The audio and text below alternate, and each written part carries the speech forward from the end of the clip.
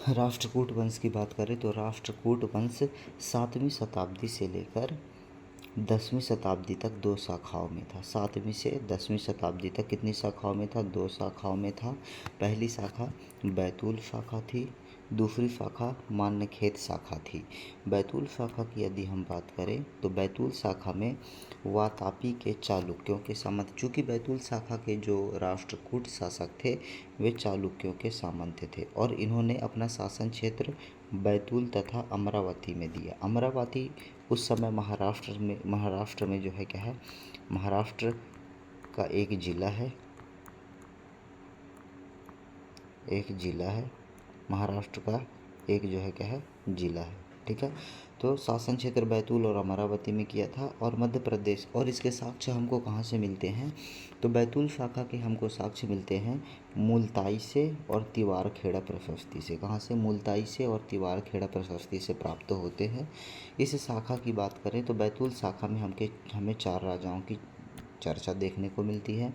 दुर्गराज, गोविंदराज, स्वामिकराज, नंदराज उतना इम्पोर्टेंट नहीं है, बस आप ये याद रखिए कि इसने शासन क्षेत्र कहाँ किया था, किसके सामंत थे और बैतूल शाखा की जानकारी हमको कहाँ से मिलती है। ठीक, इसके बाद हम नेक्स्ट आते हैं कि मान्यखेत शाखा। मान्यखेत शाखा की बात करें तो मान्यखेत शाखा के जो राष्ट्रकूट शासक थे वो भी चालुक्यों के सामंत थे। क्या थे? ये भी जो है क्या है, ये भी चालुक्यों के सामंत थे। और इसने राजधानी मान्यखेत को बनाई। मान्यखेत कहाँ है? मान्यखेत जो है वर्तमान में कर्नाटक राज्य में है। कहाँ है? मान्यखेत की बात करें तो यह कर्नाटक राज्य में है। संस्थापक की बात करें तो दंती दुर्ग है। तो मान्यखेत शाखा के संस्थापक दंती दुर्ग है। दंती दुर्ग ने कीर्तिवर्मन को पराजित किया। किसके? वातापी शासक कीर्तिवर्मन को पराजित किया। मान्यखेत राष्ट्रकूट शासक दंती दुर्ग ने क्या किया? तो दंती दुर्ग ने जो वातापी के राजा कीर्तिवर्मन द्वितीय था, कीर्तिवर्मन को द्वितीय को पराजित करके राष्ट्रकूट वंश की स्थापना की। ठीक है, तो दंती दुर्ग ने राष्ट्रकूट वंश की स्थापना की किसको हराकर? कीर्तिवर्मन द्वितीय को हराकर। इसके बाद इसी समय मालवा में भी, चूँकि एक साइड जो है राष्ट्रकूट वंश दंती दुर्ग ने स्थापना कर चुकी थी और इसी के समानांतर नागभट्ट प्रथम भी प्रतिहार वंश की स्थापना मालवा में कर चुका था। अब इन दोनों के बीच जो है क्या होगा, एक बैटल होता है। चूँकि नागभट्ट प्रथम और दंती दुर्ग के मध्य एक बैटल होता है। नागभट्ट प्रथम दंती दुर्ग ने क्या कर दिया? दंती दुर्ग ने पराजित कर दिया नागभट्ट प्रथम को। क्या कर दिया? दंती दुर्ग ने जो है क्या है, पराजित कर दिया और जो मालवा के भाग में उज्जैन में जो है कब्जा कर लिया और उज्जैन में बहुत बड़ा दान दिया था इसने। इसकी वजह से हिरण्यगर्भ दान देने के बाद ब्राह्मण क्षत्रिय कहलाया। दंती दुर्ग के बाद कौन आता है? कृष्ण प्रथम आता है। और कृष्ण प्रथम ने ही जो एलोरा की गुफाएं हैं, एलोरा की जो है क्या है, कैलाश मंदिर है, उसका निर्माण करवाया था। ठीक है, तो इसके बाद दंती दुर्ग के बाद कृष्ण प्रथम कौन था? कृष्ण प्रथम जो था दंती दुर्ग का चाचा था और इसने चालुक्यों की शक्ति को क्या कर दिया? चालुक्यों की शक्ति को नष्ट किया और जो एलोरा है महाराष्ट्र में स्थित है, एलोरा में कैलाश मंदिर का निर्माण करवाया। इस कृष्ण प्रथम के बाद ध्रुव आता है। ध्रुव को हम जो है धारावर्ष भी कहते हैं। क्या कहते हैं? ध्रुव को हम धारावर्ष भी कहते हैं। यह वही ध्रुव है जिसने कन्नौज में जो युद्ध चल रहा था उसमें भाग लिया था। ठीक है, त्रिपक्षीय संघर्ष में। तो कन्नौज को लेकर त्रिपक्षीय संघर्ष में क्या करता है? ध्रुव जो है भाग लेता है। त्रिपक्षीय संघर्ष में भाग लेने वाला प्रथम राष्ट्रकूट शासक कौन था? तो ध्रुव ही था। तो त्रिपक्षीय संघर्ष में भाग लेने वाला प्रथम राष्ट्रकूट शासक कौन था? ध्रुव था।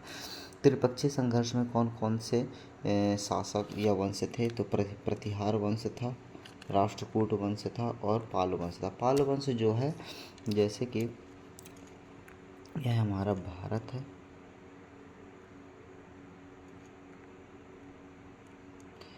हमारा भारत पाल वंश जो था यह पश्चिम बंगाल वाले एरिया में था।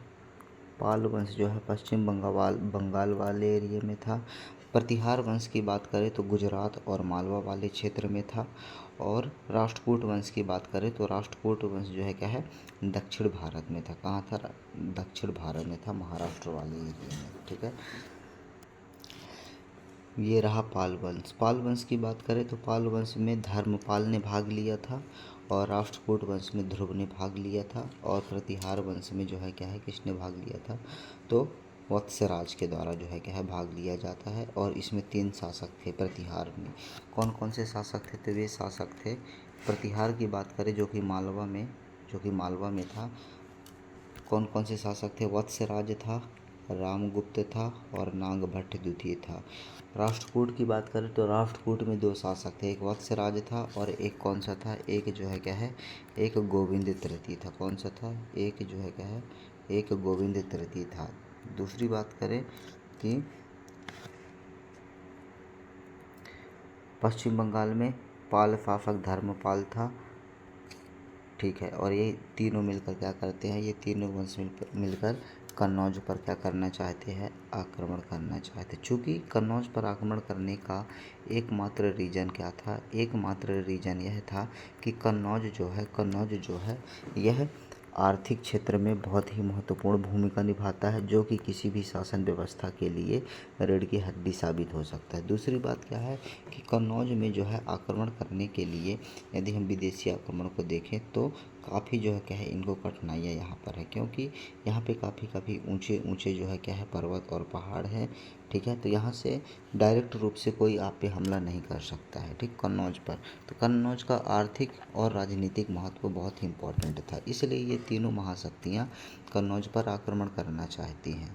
किंतु क्या होता है, शुरुआत में क्या होता है कि वत्सराज जो कि प्रतिहार शासक था, कन्नौज पर कब्जा कर लेता है, ठीक है। तथा धर्मपाल के द्वारा इलाहाबाद पर कब्जा कर लिया जाता है। धर्मपाल के द्वारा इलाहाबाद पर कब्जा कर लिया जाता है। वत्सराज और धर्मपाल के मध्य क्या होता है, तो वत्सराज और धर्मपाल के मध्य क्या होता है, संघर्ष होता है। वत्सराज और धर्मपाल के मध्य संघर्ष होता है, जिसमें क्या होता है कि वत्सराज जो है क्या है विजयी हो जाता है। वत्सराज जो है क्या है विजयी हो जाता है। तो वत्सराज क्या हो गया, वत्सराज जो है क्या है इस युद्ध में जीत जाता है। लेकिन फिर क्या होता है कि धर्मपाल हारने के बाद राष्ट्रकूट शासक किसके पास जाता है, राष्ट्रकूट शासक ध्रुव के पास जाता है। चूँकि धर्मपाल यहाँ पे हार जाता है और यह राष्ट्रकूट शासक जो है क्या है किसके पास जाता है, राष्ट्रकूट शासक ध्रुव के पास जाता है। ध्रुव के शरण में चला गया। परिणाम स्वरूप ध्रुव ने क्या किया, परिणाम स्वरूप ध्रुव ने वत्सराज पर क्या कर दिया, वत्सराज पर जो है क्या है आक्रमण कर दिया और वत्सराज को हरा दिया। और हराने के बाद जो जीता हुआ क्षेत्र था वह धर्मपाल को वापस कर दिया। और इस तरह क्या हो जाता है, धर्मपाल का कन्नौज पर अधिकार हो जाता है। नागभट्ट द्वितीय पुनः धर्मपाल पर हमला कर देता है। क्या करता है, नागभट्ट द्वितीय जो है, चूँकि धर्मपाल जो है राष्ट्रकूट शासक ध्रुव से सहायता मांगता है वत्सराज को हराने के लिए, और यहाँ पे वत्सराज हार जाता है। लेकिन वत्सराज जो है हार जाता है तो प्रतिहार शासक नागभट्ट द्वितीय क्या करता है, फिर से धर्मपाल पर आक्रमण करता है। धर्मपाल पर क्या कर देता है, हमला कर देता है। अंततः क्या होता है कि गोविंद तृतीय धर्मपाल व नागभट्ट द्वितीय को जो है क्या है पराजित कर देता है। और गोविंद तृतीय कौन था, गोविंद तृतीय जो था यह राष्ट्रकूट शासक था, ठीक है। तो गोविंद तृतीय राष्ट्रकूट शासक था। इसने क्या किया, इसने जो है धर्मपाल को भी हरा दिया। और किसको हरा दिया, धर्मपाल के साथ जो है क्या है नागभट्ट द्वितीय को भी इसने क्या कर दिया, पराजित कर दिया गोविंद तृतीय ने। चूँकि ध्रुव के बाद गोविंद तृतीय ही आता है। गोविंद तृतीय इसके समय राष्ट्रकूट उत्कृष्ट स्थिति में थे, सबसे महान शासक था और इसने भी त्रिपक्षीय संघर्ष में भाग लिया था और दोनों को जो है क्या है पराजित किया था। दोनों को अर्थात किन को, दोनों को अर्थात नागभट्ट द्वितीय को और धर्मपाल को। किसको, नागभट्ट द्वितीय को और प्रतिहार शासक धर्मपाल को पराजित किया था। तो क्वेश्चन यहाँ से बनता है कि राष्ट्रकूट वंश के किस शासक ने नागभट्ट द्वितीय तथा धर्मपाल को पराजित कर दिया था, तो गोविंद तृतीय ने पराजित किया था। गोविंद तृतीय के बाद आता है अमोघ वर्ष। अमोघ वर्ष की बात करें तो जैन धर्म का अनुयायी था। अमोघ वर्ष कौन था, अमोघ वर्ष की बात करें तो यह जैन धर्म का अनुयायी था। कविराज मार्ग नामक पुस्तक लिखी थी। क्या जैन धर्म का अनुयायी था, कविराज नामक पुस्तक लिखी थी। और इसके दरबार में 2 दरबारी विद्वान थे। कौन कौन से 2 दरबारी विद्वान थे? एक का नाम जिनसेन था और दूसरा जो था क्या था, दूसरा महावीराचार्य था। जिनसेन और महावीराचार्य। जिनसेन ने आदि पुराण ग्रंथ की रचना की है और महावीराचार्य ने गणित सार की रचना की है। किसके? गणित सार की रचना की है।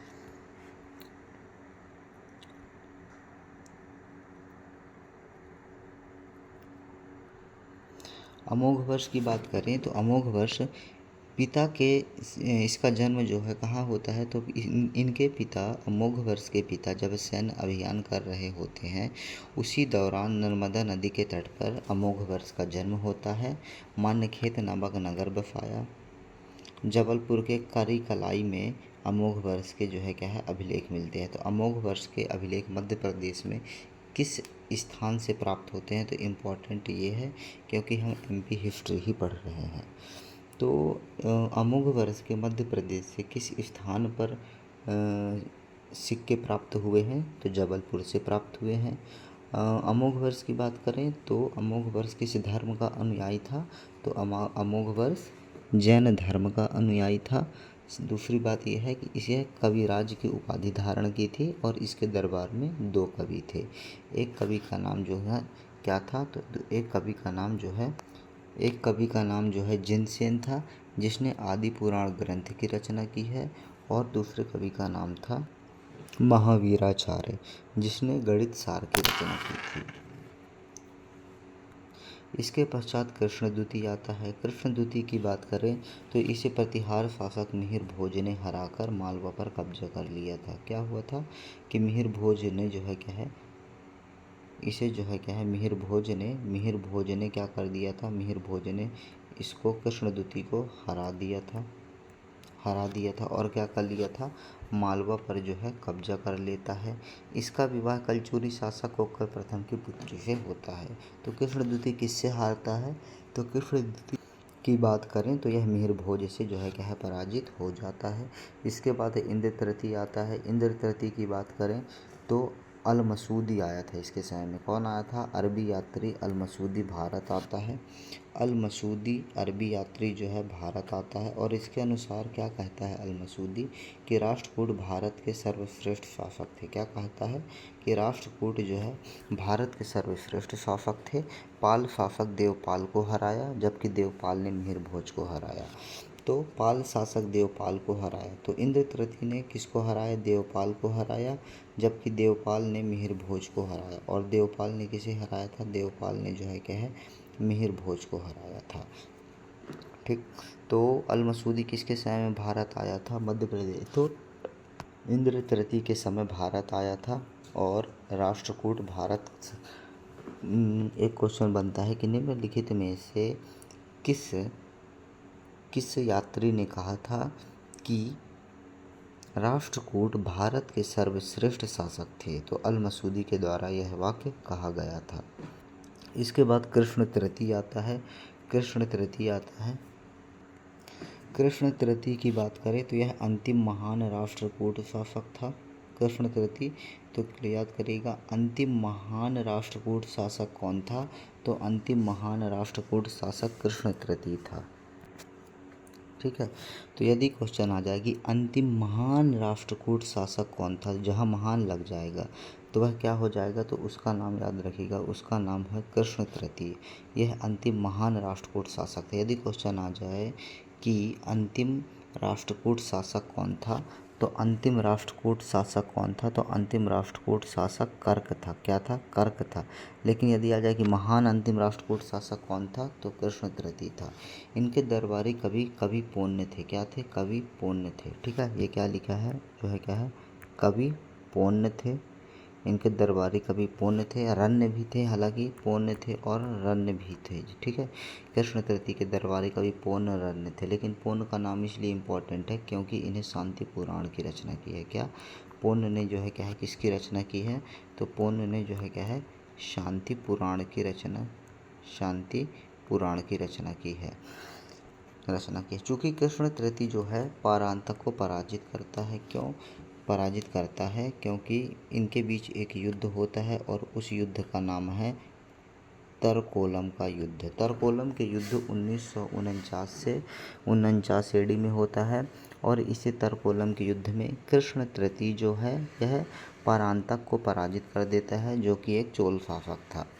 मालवा पर आक्रमण कर परमार शासक सियक द्वितीय को हराया। क्या कृष्ण तृतीय ने किसको हराया? परमार शासक सियक द्वितीय को हराया। सियक द्वितीय को हराया। बाद में परमार शासक सियक द्वितीय ने राष्ट्रकूट शासक खोट्टिक पर हमला कर दिया।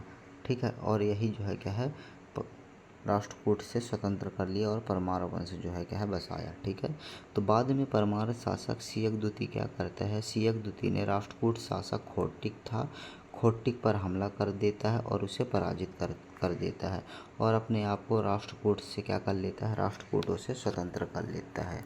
खोट्टिक के बाद कौन आता है? खोट्टिक के बाद आता है उसका पुत्र खोट्टिक के बाद आता है उसका पुत्र कर्क और यह अंतिम राष्ट्रकूट शासक था। इसे चालुक्य शासक तैलभ द्वितीय ने हराया था। किसने हराया था? चालुक्य शासक तैलभ द्वितीय ने हराया था। कल्याणी के चालुक्य वंश की और कल्याणी के चालुक्य वंश की क्या करता है? तैलभ द्वितीय जो है कल्याणी के चालुक्य वंश की जो है क्या है स्थापना करता है। तो क्वेश्चन आएगा कल्याणी के चालुक्य वंश की स्थापना किसने की थी? तो कल्याणी के चालुक्य वंश की स्थापना तैलभ द्वितीय के द्वारा की जाती है। कुछ राष्ट्रकूट गुफाएं हैं जैसे कि एलोरा की गुफाएं। एलोरा की गुफाओं की बात करें तो यह पहली सर्वप्रथम क्या है कि यह कहाँ स्थित है? तो महाराष्ट्र के औरंगाबाद में स्थित है।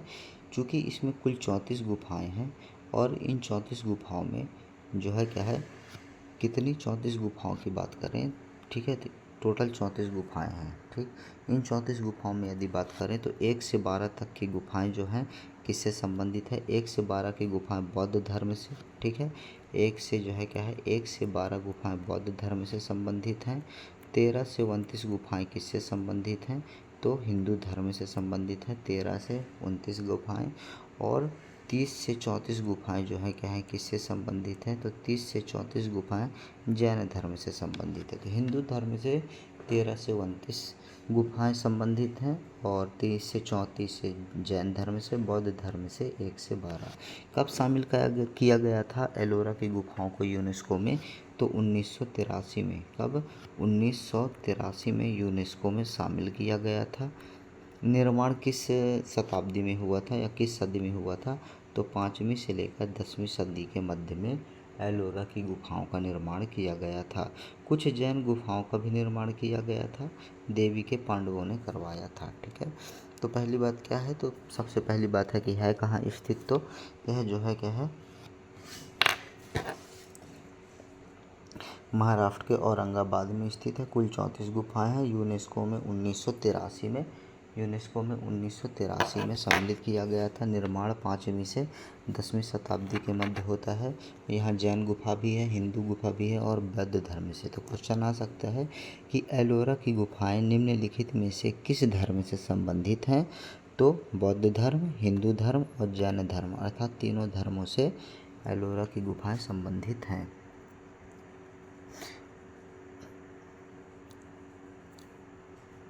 एलोरा की गुफाओं से गुफा संख्या की बात करें तो इम्पोर्टेंट गुफा संख्या की यदि हम बात करें तो गुफा नंबर 10 में क्या है? तो गुफा नंबर 10 विश्वकर्मा की गुफा है। क्या है? विश्वकर्मा की गुफा है। चूँकि 1 से क्या है 1 से 12 तक किस धर्म से संबंधित है? तो बौद्ध धर्म से जो है क्या है संबंधित है गुफाएँ। और 10वें नंबर की गुफा की बात करें तो विश्वकर्मा की गुफा है। 15वीं गुफा कौन सी होगी? विष्णु के नरसिंह अवतार की। क्यों?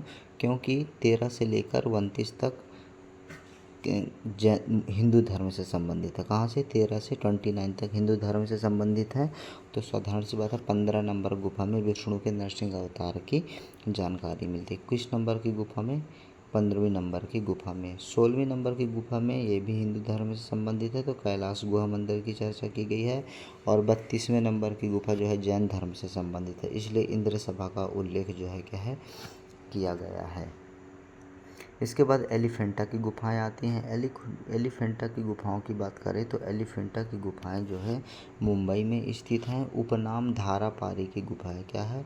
एलिफेंटा की गुफाओं का उपनाम जो है धारापारी की गुफा है, मुंबई में स्थित है और इसका निर्माण राष्ट्रकूटों के द्वारा कराया गया था। किसके द्वारा? राष्ट्रकूटों के द्वारा निर्माण कराया गया था। यदि हम बात करें कि एलिफेंटा की गुफा में कुल कितनी गुफाएं हैं, तो 7 गुफाएं हैं, जिसमें से 5 तो हिंदू धर्म से संबंधित हैं और 2 जो है जैन धर्म से संबंधित है। तो क्वेश्चन क्या बनेगा कि एलिफेंटा की गुफाएं निम्नलिखित में से किस धर्म से संबंधित हैं? तो किस धर्म से संबंधित हैं? तो हिंदू धर्म से संबंधित है प्लस जैन धर्म से। किस किस धर्म से? हिंदू धर्म से प्लस जैन धर्म से। ठीक, किस किस से? हिंदू और जैन धर्म से। जैन धर्म में जो है क्या है? 2 गुफाएं हैं। हिंदू धर्म की कितनी गुफाएं हैं? तो हिंदू धर्म की 5 गुफाएं हैं। एलिफेंटा नाम जो है किसने दिया था? तो एलिफेंटा नाम जो है किसने दिया था? तो यह नाम जो है पुर्तगालियों के द्वारा दिया गया था। नेक्स्ट है मालवा का परमार वंश। मालवा के परमार वंश को हम नेक्स्ट क्लास में देखेंगे। धन्यवाद।